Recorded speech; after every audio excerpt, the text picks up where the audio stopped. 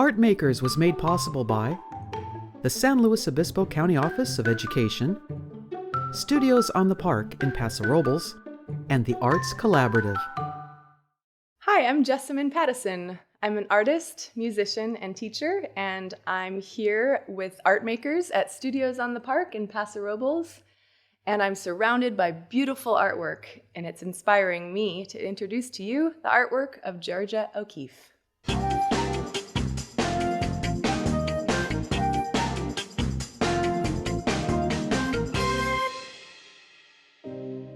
What do you see in this painting?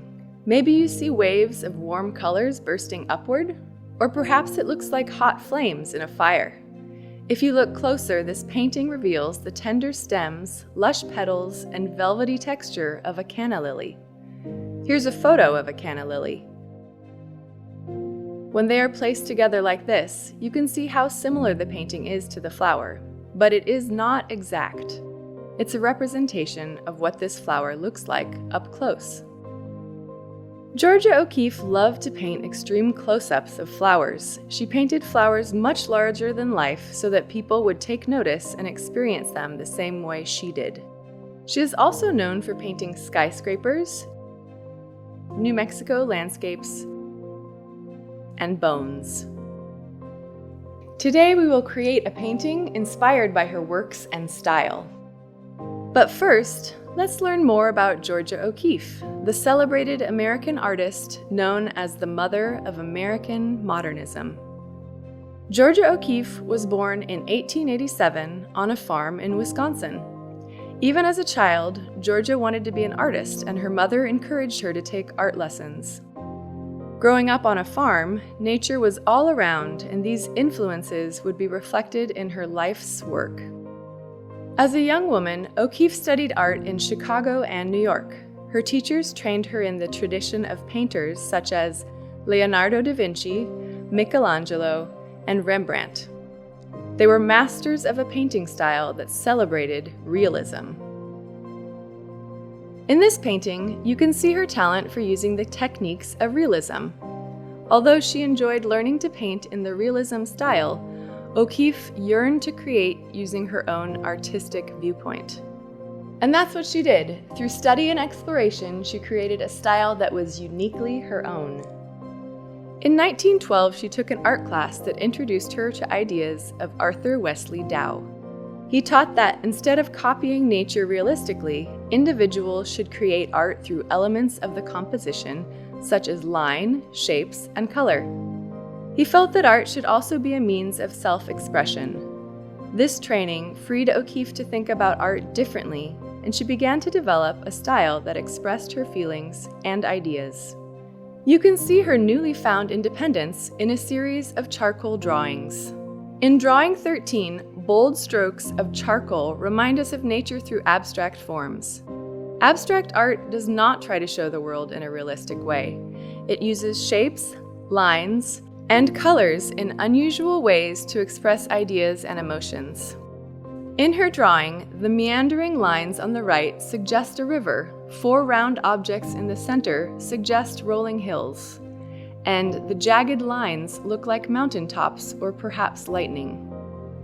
At this point in O'Keeffe's artistic journey, she abandons realism for the creative possibilities of abstraction. These drawings were later exhibited at a gallery in New York called 291. This gallery was owned by Alfred Stieglitz, a famous photographer and art dealer. The problem was he did not have permission to show her work, and when she found out, she was very upset with him. When the dust settled, O'Keeffe discovered that they shared a love for art. They became friends and later married. Even though they had a rocky start, the exhibition was very successful, and Stieglitz introduced O'Keeffe to the art world. It was new for a woman to paint in abstraction using lines, shapes, colors, and the rhythms of nature to capture her internal feelings. This artistic style became known as American modernism. Modernist painters shared a desire to challenge the realist traditions that dominated art education at the time. O'Keeffe's painting, Red and Orange Streak, features lightning. It is an abstract because it doesn't look like a real storm. It was O'Keeffe's way of capturing what she sees and feels during a lightning storm.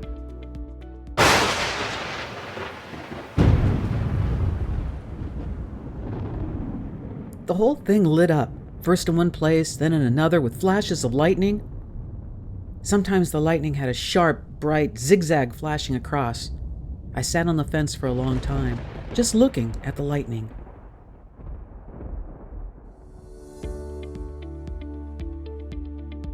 Petunia No. 2 is one of O'Keeffe's first large-scale renderings of a flower. It launched a theme that would mark her career. In this painting, she magnifies the flower's form to emphasize its shape and color. Nobody really sees a flower. Really, it's so small, we haven't time. And to see takes time. So I said to myself, I'll paint what I see, what the flower is to me, but I'll paint it big, and they'll be surprised into taking time to look at it. Though American and European artists had experimented with abstraction for at least a decade, O'Keeffe focused on images from nature, and she was the only artist to consistently use flowers as a motif or theme. While some of her paintings are highly detailed, in others, she stripped away elements to focus on shape and color. The radiator building at night illustrates O'Keeffe's skill in shaping architectural structures. Notice how she contrasts the bright lights on top of the building against the dark night sky. She plays with the straight lines of the buildings and the rippling flow of the smoke. When we place her painting next to a photo, you can see how she is using the style of abstraction. Her paintings captured the towering buildings that were changing the skyline of New York City. One can't paint New York as it is, but rather as it is felt. Alongside her flowers and buildings, O'Keeffe was also famous for depicting landscapes and other elements from the American Southwest. She traveled to New Mexico every summer to get away from the busy big city and study the quiet vastness of desert skies and rustic, barren landscapes. She discovered animal bones and skulls on her hikes, and they would play a feature role in many of her paintings. When I found the beautiful white bones on the desert, I picked them up and took them home. I've used these things to say what it is to me, the wideness and the wonder of the world as I live in it. Just as with the flowers, she looked closely at bones and captured the stillness of them, while at the same time expressing a sense of beauty that lies within the desert. Goat's horn with red shows how she transformed an animal horn shape into a colorful abstraction with an emphasis on form and line. In this photo, O'Keeffe is holding a painting in progress. The form of a bone is just suggested. It becomes a frame to see another element. Rather than signifying death, O'Keeffe said that the bones symbolized the eternal beauty of the desert. Later, she painted fanciful canvases that combined skeletal objects and landscape imagery in the same composition. The results were unique and dreamy. It leads some to think that these works are surreal, which is an art style influenced by the subconscious imagination. O'Keeffe was particularly fond of Pedernal Peak, a mesa near her home. A mesa is a flat-topped hill or mountain. She loved the unusual geological formations, vivid colors, clarity of light, and exotic vegetation found in the desert of New Mexico. Her career, spanning 8 decades, that's 80 years, included subjects ranging from the skyscrapers of New York City to the vegetation and landforms of Hawaii to the mountains and deserts of New Mexico. She was most inspired by organic forms and objects in nature, and most well known for her large-scale and close-up paintings of flowers. Although influenced by other artists and photographers, and herself a leading figure of the American modernist movement, O'Keeffe followed her own artistic vision, choosing to paint her subjects in a way that she expressed her own experience and what she felt about them.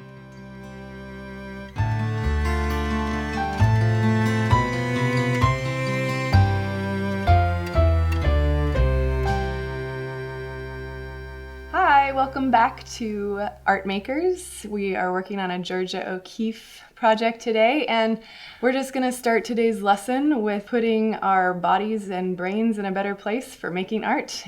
We're just going to take a couple of deep breaths in through our nose, blow it out through a straw like an O,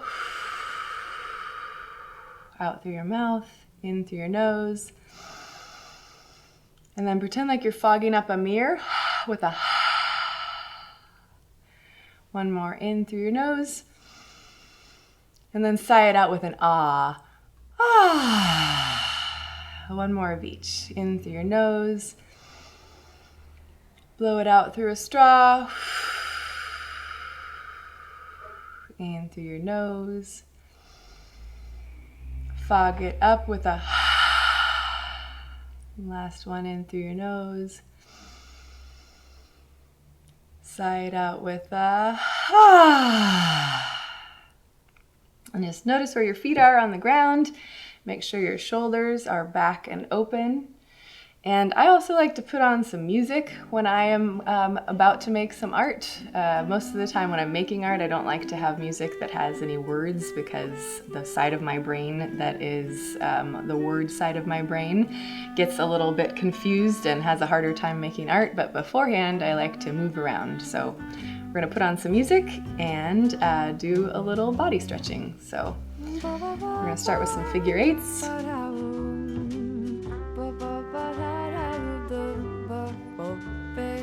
And also, before we make art, it's really helpful to connect the brain hemispheres, the two sides of the brain. So this is also what we do when we are working with our bodies. So shoulders back. And I hope you can see that just you and me, well, that's all. And then another focusing exercise is taking one fist and one star, and then we're going to count backwards from 3, and we're going to switch them. Your brain has to speak to both of your hands in order to switch. So 3, 2, 1, switch.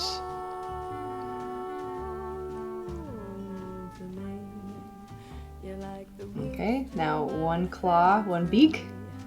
We're going to switch. 3, 2, 1, switch. 3, 2, 1, switch. 2, 1, switch.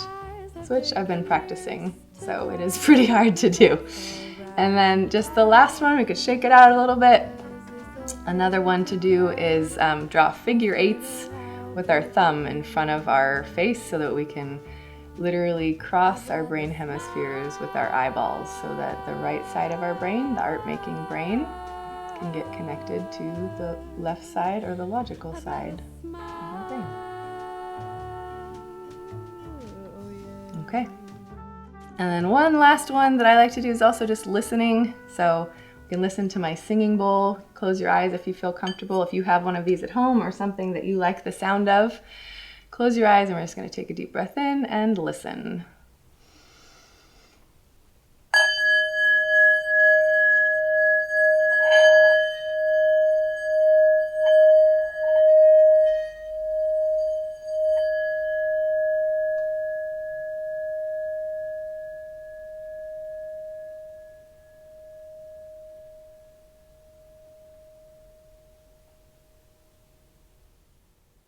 Okay, now we can pretend like we're Georgia O'Keeffe. We're gonna feel our emotions and express our ideas. Let's start with our materials. Today I gathered some flowers from the local grocery store. And you can, of course, make your own bouquet or gather something from nature. And I also have some watercolors. I have a couple of different kinds. I just have the school kind, which is totally fine. You can buy these at any local art store, or even I think at the grocery store or a drugstore. Oil pastels, which are pretty similar to crayons, just a little more paint-like. So I'm going to be using those, but if you cannot get any oil pastels, crayons are fine also. And I have a pencil. I've got my paintbrushes. I have several different kinds. I have a round tip one, a square tip one, and then some smaller ones for detail. I have a couple of water jugs, one for cleaning off the brush and one for getting water. And then we're gonna make a viewfinder for our abstraction of our drawing.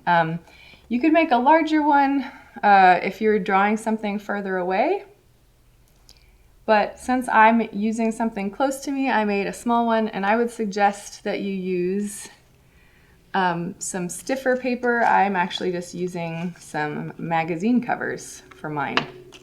So we'll start by making our viewfinder, and I've tried a couple of different sizes. This one seemed to work pretty well, so I'm gonna go ahead and cut this in half. And then the easiest way is you just fold it in half and then cut along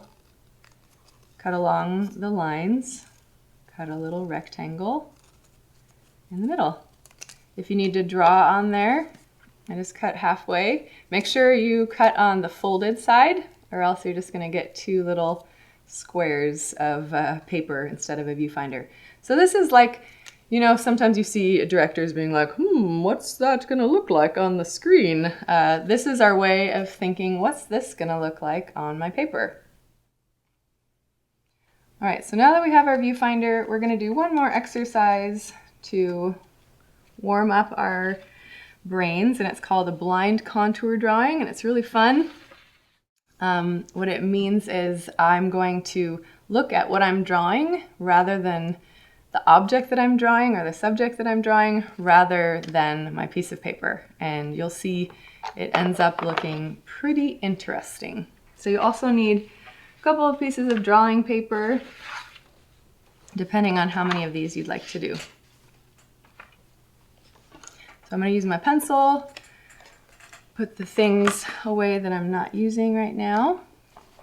And I could use my flowers. And mostly we're warming up to draw from observation or to look closely. That's basically what drawing from observation means. So I'm going to look at my hand and I'm going to put my paper over a little bit. And one good way of doing it and making sure that you don't look is turning a bit. And I'm going to make a funny shape with my hand, and then I'm just going to pretend like my eyeballs are a pencil and follow the contour, the outside of my fingers with my eyeballs, but then draw it on my paper.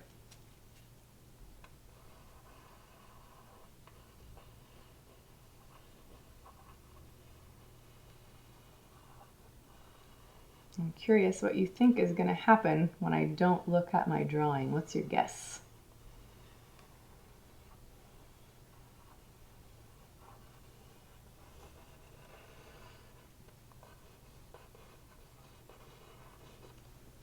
Okay. It looks exactly like my hand, just kidding. So mostly I did it really quickly. We're doing that and we're not talking for a moment and we're just really getting used to looking closely. So we're going to take that and apply it to drawing from observation with our O'Keeffe flowers. Okay, so in order to do a watercolor painting, we also need watercolor paper. It works best if you don't have access to watercolor paper. You can use regular drawing paper, but the water might go through your paper. So Canson is a really nice watercolor paper. Just, go to the store and ask what they suggest and tell them your budget. I got the larger stuff so I could cut them into smaller pieces, and there's actually a rougher side and a smooth side, and I like to use the textured side, so you could probably tell by touching or just by looking that there are some more bumps on one side than the other. So I'm going to take my viewfinder.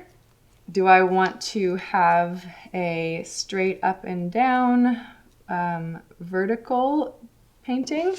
And this is an example of a horizontal painting that I did, side to side. And so I think I'm going to do a vertical one this time, a tall one. And one good way to do it is you can keep your elbow in one spot so you don't change where your view is. It's pretty easy to oops, I found a different spot. But so just remembering Georgia O'Keeffe, she didn't do normally like a still life with everything in it. She abstracted it by making the object that she was drawing a lot bigger. She blew it up and let you see how she was looking at things. Composition-wise, also, I'm using my colors to see what's interesting, so I want a little bit of yellow in 2 different spots.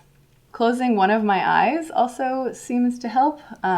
If I open both of them, I get more information, so I'm going to try to see which eye. For me, my right eye is dominant, so I close my left. You'll notice if you close either or, which one's better. And I want to make sure also that you're touching all 4 sides of your paper, because that is what Georgia O'Keeffe did. She took up all of the space. Okay, so I'm going to start in one corner of my paper so that I don't get lost in all of the detail, and move my way down. And the best part for me about abstract painting and drawing, because I have also done a lot of study of realistic drawings, is that it doesn't have to be exact. I get to have my own style, and I can kind of make some stuff up. Okay, so I'm using lines to make shapes that we will eventually fill in. And I might add some more detail once I start using my oil pastels. Okay, so this is what I have. I don't know that if I saw it that I would say, oh, flowers. But that's the fun part about abstraction. So we are going to add our colors to make it look more like a painting and flowers. Okay, moving on to the oil pastel or crayon section of our painting. We're drawing and painting, just to be clear, but I liked to separate my oil pastels into cool and warm colors and then neutral colors. The cool colors, if you want to think about it, are colors that you can find in the ocean, or things that make you feel cold. The sky or the ocean, and then warm colors are colors that you find in the sun, red, orange, yellow. But I am going to start with some yellow. And I'm going to mostly be doing outlining for my sunflower. And I have more yellows over here.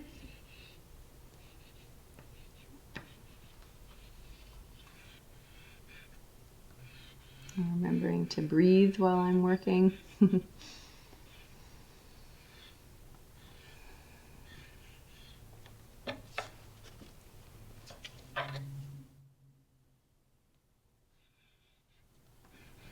Okay, I think I have my orange bits in there. On my purple, I'm coming through and making some texture. So texture is the way something feels, or in a painting, it's the way it looks. Like sandpaper has a rough texture. I mean, we're gonna go and feel these guys and see. Yeah, they're kind of paper-like and have hard edges.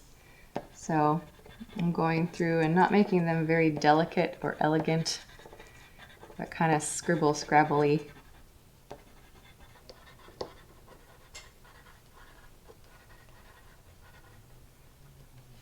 Okay, I think that's most of the purple. There's a little bit over here that I forgot in my drawing, but I can just come back in with my pastel. And I think I'm gonna add a little bit down here for my composition to make it so that my eye, or the viewer's eye, will move throughout the painting or the drawing instead of just staying in one place static. Add a little green.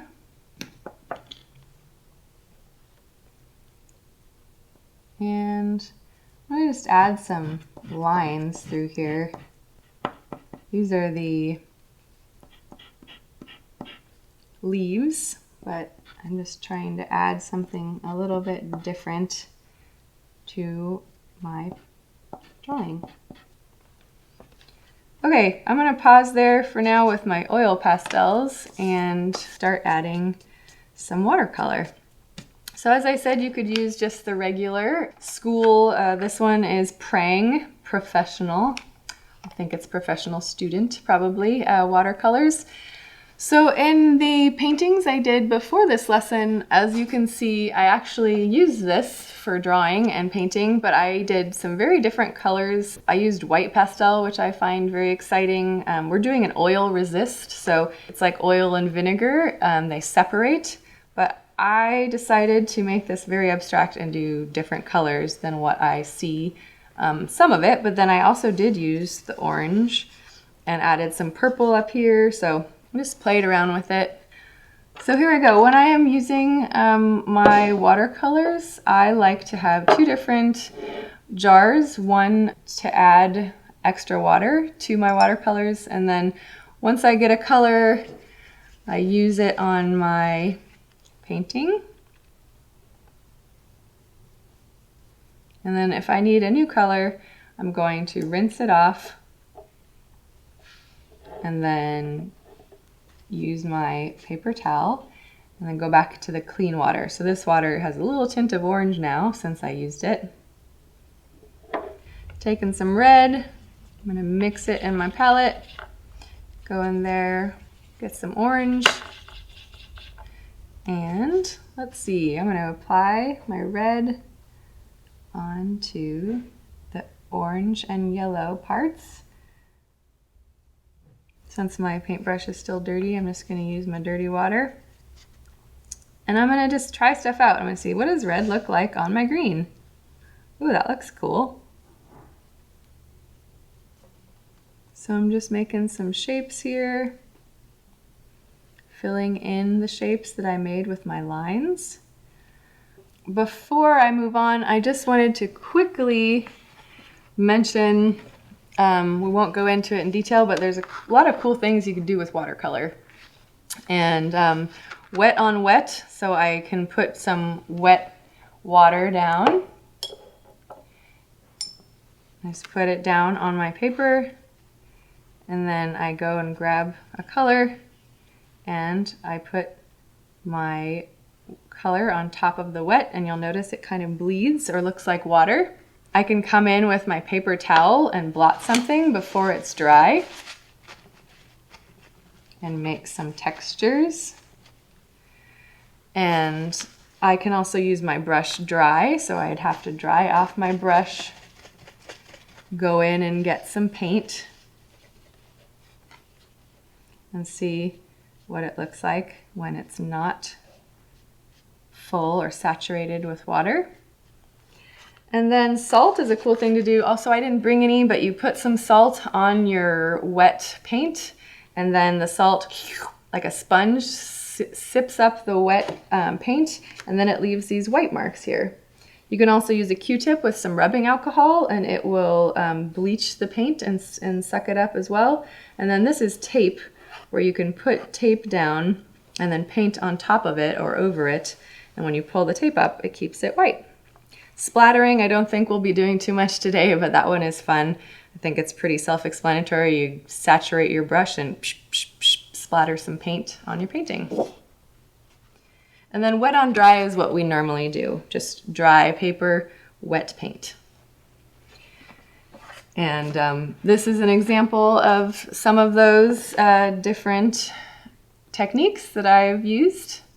And then I also I like to kind of draw with my watercolors. So this is just a collage that I had made with a picture of me and my friends. And yeah. So those are just some examples of what is possible. All right, that being said, we will finish our painting. Notice how the pastel shows through. I'm going to add a little more purple and maybe a few more finishing touches, but that's it for me today. Thank you so much for joining us, and I hope you enjoyed learning about Georgia O'Keeffe as much as I did.